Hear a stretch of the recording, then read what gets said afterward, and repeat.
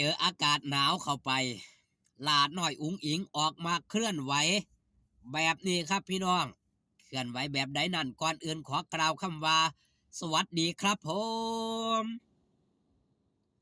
สวัสดีพี่น้องป้องปายครับมิตรหมอแคนแฟนหมอลำยินดีต้อนรับเข้าสู่ช่องไทยซีเกตชาแนล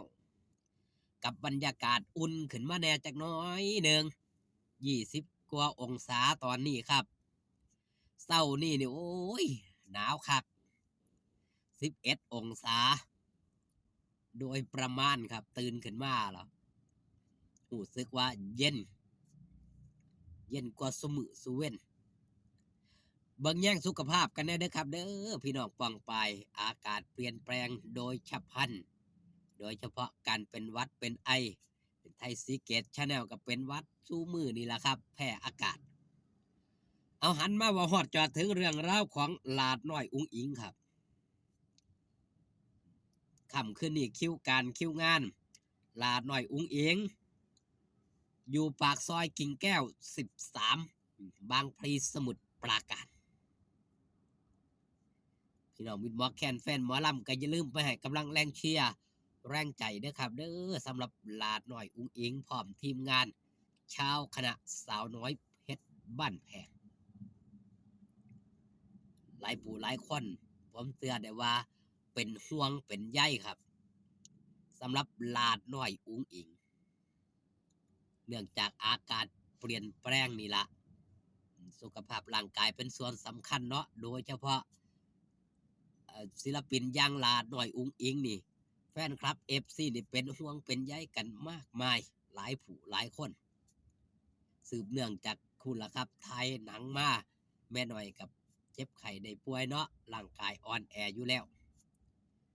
หลานน้อยอุ๋งอิงกับไข้แน่ครับมือขึ้นมาทำการแสดงที่บ้านตะคบอำเภอปักธงชัยจังหวัดนครราชสีมา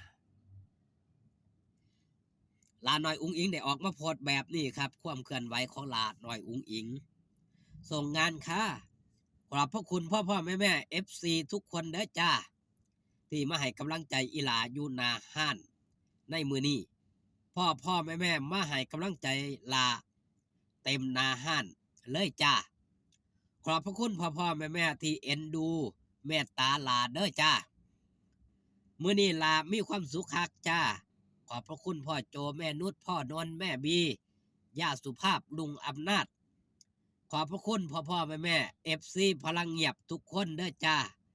อีหล่าฮักพ่อแม่เด้อจ้ามือขึ้นก็ได้มาไล่เต็มข้อคือเก่าคือเดิมสำหรับหลาดน้อยอุ๋งอิงมาไล่ที่ได้หลายที่สุดได้ดุที่สุดบ่แม่นว่าได้หลายที่สุดได้บ่อยที่สุดนั่นคือจากแม่กาโมแม่หักอีกผู้หนึ่งครับที่ติดตามหลาดน้อยอุ๋งอิงค่อยซัพพอร์ตค่อยดูแลค่อยเบิ่งแย่งหลาดน้อยอุ๋งอิงมือว่านกับมาหอดจอดถึงหลายหม่องหลายบอลติดตามลาหน่อยอุ้งอิงเบิงแย่งไม่ห่างมอบความหักความแพงให้ลาหน่อยอุ้งอิงอย่างเต็มที่ลาหน่อยอุ้งอิงโพสต์มาติดต่อกันครับคืนนี้เจอกันกับลาที่ปากซอยกิ่งแก้ว13หลังปั๊มปตทถนนกิ่งแก้วอำเภอบางพลีจังหวัดสมุทรปราการพ่อแม่มากันหลายๆเด้อจ้านั่นคือคำเว้าคำจาของหลาดน้อยอุ๋งอิงที่เว้าออกมาจากจิตจากใจการพิมพ์ก็เปรียบเสมือนการเว้านี่ล่ะมันเกิดจากความคิดความอ่านที่ได้พิมพ์ลงมาโดยความหักโดยความแพงที่มิตรหมอแคนแฟนหมอลำนี่ไม่ให้ต่อหลาดน้อยอุ๋งอิงหลาดน้อยอุ๋งอิงก็มีความหักความแพงต่อแฟนครับ FC เชกเช่นเดียวกัน FC หลาดน้อยอุ๋งอิงเฮาเสียนได้ว่ามีทุกเพศมีทุกวัยมีทุกสถานะทุกสาขาอาชีพสมกับเป็นขวัญใจมหาชนมีทุกเพศทุกวัยมีทุกรุ่นมีเรื่อยๆมีขึ้นมาเรื่อย แต่ก่อนเฮาสิได้เห็นแฟนคลับ FC เริ่มต้นเลยจะเป็น FC อ่า FC นำหมากกระจายรุ่นนั้นครับรุ่นบุกเบิกเพราะว่าหยังจังหวัด FC นำหมากกระจายมีแต่ผู้มีอายุเขาเลยเปรียบว่าเป็น FC นำหมากกระจายของหลาน้อยอุ๋งอิงอยู่มาสักระยะหนึ่งด้วยความสามารถด้วยการกระทำตนกระทำโตวของหลาน้อยอุ๋งอิงก็มีแฟนคลับ FC เพิ่มขึ้นเข้ามา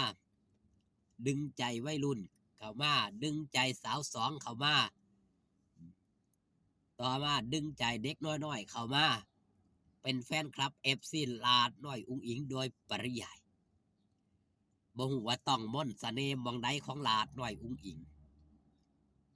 เพราะหลายคนเว้าเป็นเสียงเดียวกันเบิ่งแล้วอยากเบิ่งอีก